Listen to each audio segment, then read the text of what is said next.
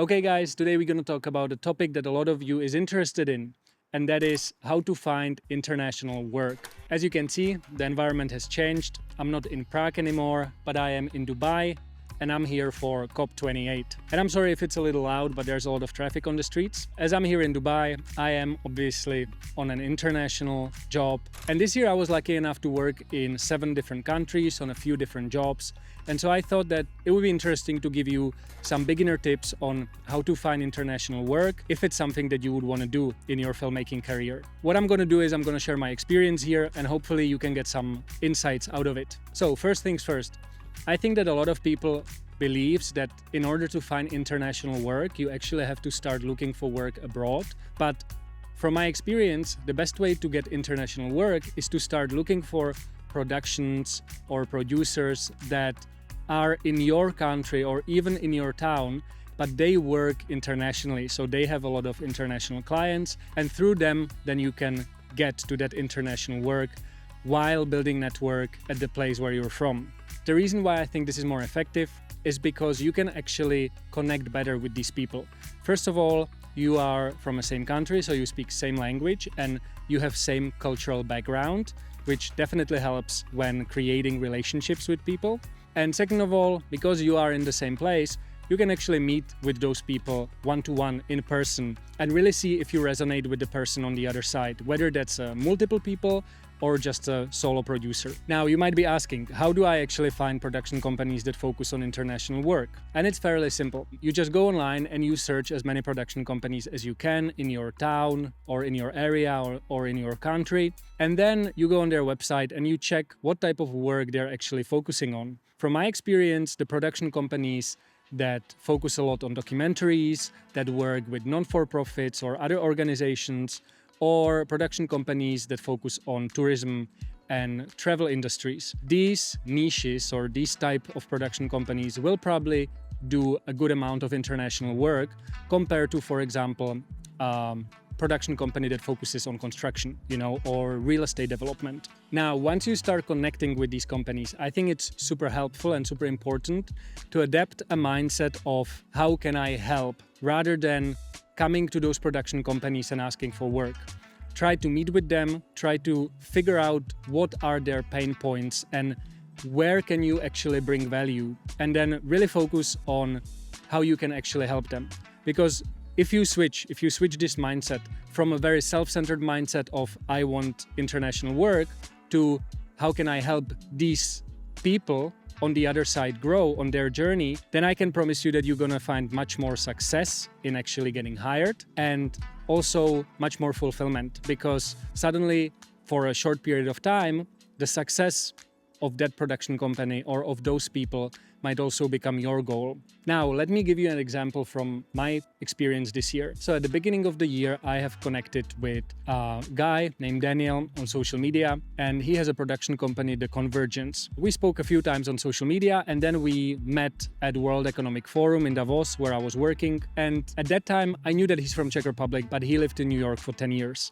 We've met, we've started chatting, and we had quite a lot of things in common until we found out that we are actually from the same small town in Prague. Once we found that, we basically said, okay, we have to do something together. And we jumped on a first project together. His production company, they do amazing work, but they've been only active for a year or 2. So they're still growing. And because of that, they might sometimes work with smaller budgets, they might have some limitations in the amount of crew they can bring in. So where I could really bring value is that I could bring an original visual language to their work, and I could bring my equipment, which I have, which is a $10,000 cinema camera package. And in the beginning, I was also willing to reduce my rates a little bit, because what I had on my mind was, hey, if I can help them succeed, then that's also success for me. Because if they like my work and they like working with me, they will definitely want to work with me again. And that's what happened. I did so far 3 international jobs with them.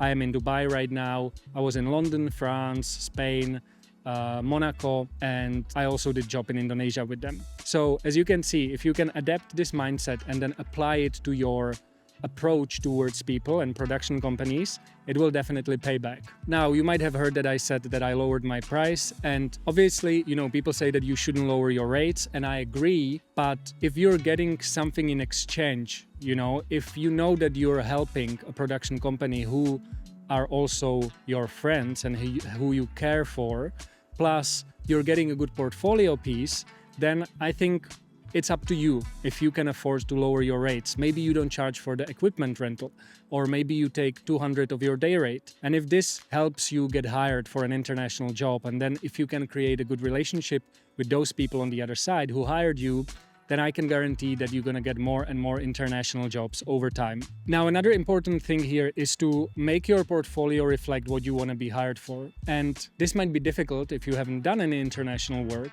So if you don't have international work in your portfolio, I would highly recommend you to do some spec work or some passion projects. Maybe when you go on holidays, whether that's with your family or with your partner or with your friends, you can come up with a concept and you can shoot something that is from abroad. And then you can put that on your website and you can say that that was an international working experience for you, even though it wasn't paid and even though it was your project. Another good way to get some international work under your belt is to work with NGOs or non-for-profits, because non-for-profits, they need video, they need content. So if you can send emails out to non-for-profits and offer them your services, either for a discounted price, or maybe you can just go for the expenses, so they pay your travel, food, accommodation, and so on and so forth, you can really start building up your international work portfolio. And again, if you have 5 to 10 years of experience, I probably wouldn't be doing free international work because you are bringing the skills and the vision. But if you are, between the 1 to 3, 4 years of your career, I wouldn't be afraid of doing some international work for free if that's something that you really want to focus on in the future. Now, it's getting dark, guys. I might have to take off my ND. So just a little recap, guys. Look for production companies in your town or in your area that do international work. Focus on helping people rather than focusing on yourself wanting to do international work. Let people know that you work internationally. You can put it on your website. Let people know that you're willing to travel, because that's also an advantage. Some people actually don't want to do international work because they have families or other responsibilities. Then focus on building long-term, meaningful relationships, because you don't actually need to know too many people to do a lot of international work. You just need 2 or 3 production companies that will hire you on a regular basis.